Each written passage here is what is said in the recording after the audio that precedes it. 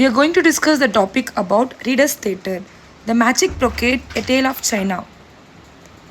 It was written by Shepard Aaron in 1950.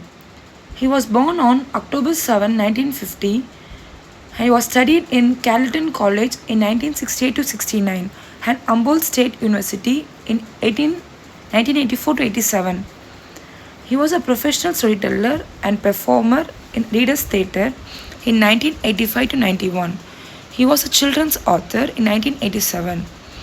He has also worked as a publisher, journalist, computer programmer, musician, instrument maker, and repairer, printer, and salesman. The Magic Brocade was a reimagining ancient tales in a modern way that resonated with modern audiences. It was also research on Chinese folklore and customs. It also demonstrated a profound respect for cultural authenticity. He was believed in preserving the essence of the original stories. It was sensitive to cultural audiences. Next, about the story. It revolves around a humble weaver named Yuling, who comes across a miraculous brocade with the power to grant wishes. He was faced with difficult decisions and moral dilemmas. Huling's journey resonated with timeless themes of selflessness, responsibility, and the consequence of one's actions. The Magic Brocade, A Tale of China, was a heartwarming story set in ancient China. The tale revolves around an old widow and her son Chen, who live in a small village.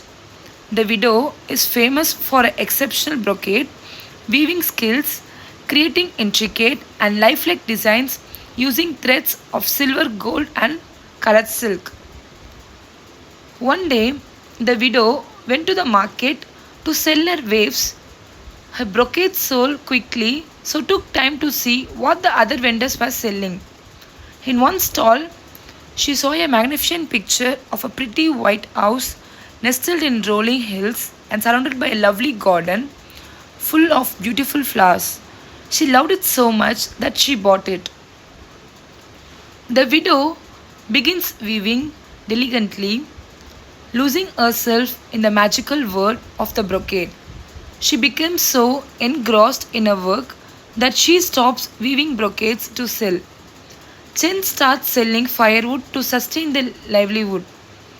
After a month of tireless work, the widow completes the brocade, but a sudden wind carries it away to find the east.